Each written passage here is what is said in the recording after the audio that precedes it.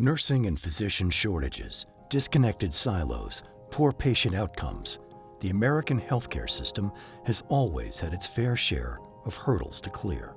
And with the onset of the 2020 coronavirus pandemic, brand new challenges arose, treating a mysterious virus in a new and uncertain world. In the wake of the epidemic, the emerging roles of telemedicine and the application of artificial intelligence have taken on a whole new relevance. Today, doctors, scientists, and technologists are coming together to find innovative new ways to combat disease. I think the state of the industry today is such that we have a lot of focus on treatment, and so you're coming up with lots of plans around improving your out-of-pocket expense allowances, doing things like health reimbursement accounts. But what's not happening today is focus on preventing illnesses from happening. How do we improve the quality of life that you have? How do you arrest the progression of the disease so that you can actually have a condition such as a chronic condition, but still know how best to live with it and take control of it? Basically, it's about how can technology be used to improve the care, deliver at lower cost potentially, and that's the value equation, right? So I think a lot of the focus now is going to be on the patient experience, about the value the patient is getting out of the medical system. Technology at the end of the day is a tool, right? The way technology gets used to benefit that patient, the experience the patient has, I think that's going to be very enhanced. And hopefully that brings innovation in terms of the kind of care they're getting, how it's, again, the cost of that care. So I feel that the future is going to be definitely very technology driven, but patient is going to be more at the focus and the center of the whole thing. To create truly game-changing products that get adopted by a large population, you need three things. You need strong modern technology in the form of machine learning and artificial intelligence that's interpreting complicated health data at home. You need strong clinical validation, patient testing in the form of the best traditions of clinical science. You need to incorporate disease management practices, the kinds of healthcare practices that patients and physicians are used to. If you get all three of these things right, then you're going to have a technology that works and gets used.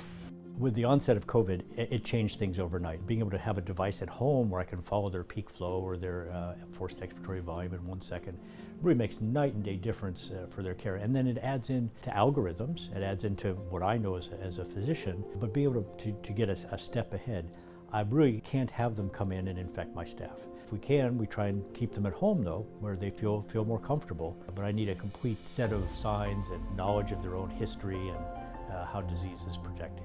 Information that we can transfer between institutions through blockchain, that these things are going to be very important in terms of helping that emergency room doctor, having the algorithms, the information in place. And the same goes for patients too. As we inform algorithms, we're able to catch symptoms a little earlier, what's the proper intervention earlier.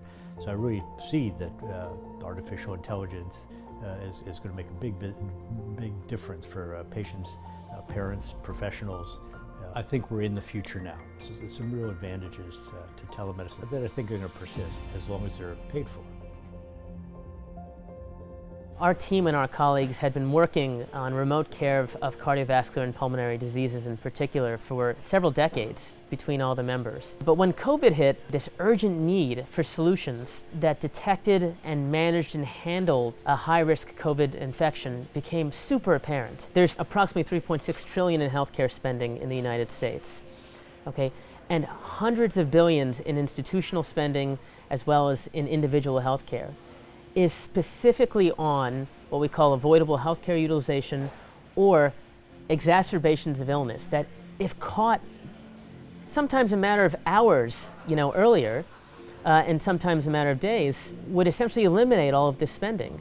And where Vironix is coming in is it's in handling and trying to detect and catch and proactively intervene on these episodes. These episodes could be infections due to infectious illness, viral illness. They could be flare-ups of chronic illness. They could be flare-ups of chronic pain. These episodes that are driving a huge amount of the spending in the healthcare system. Adopting technologies like Vironix will help institutions, individuals, hospitals, schools to catch this stuff early. And you're talking about billions and billions and billions of dollars in savings.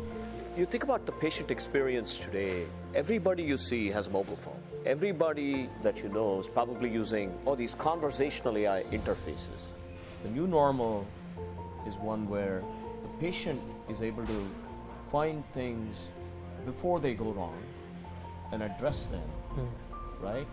And be able to deal with their problems before they become real problems, right? And I think that's the path that Vironix has now put technology on.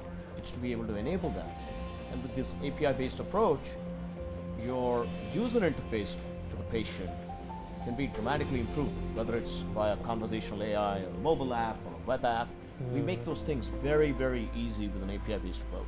It's headless, it's hardware agnostic, and so you don't have to disrupt the workflow of individuals, of employers, of schools. You can fit these solutions right underneath what they're already doing. For the safety of them, we actually ask some of them to be working from home, but still many of them were coming in here, so we wanted to make sure we have something in place where they can feel comfortable and company feels comfortable that anybody who walks in here at MJP is at least can say that I am okay, I'm not feeling sick, and I am good to come to work.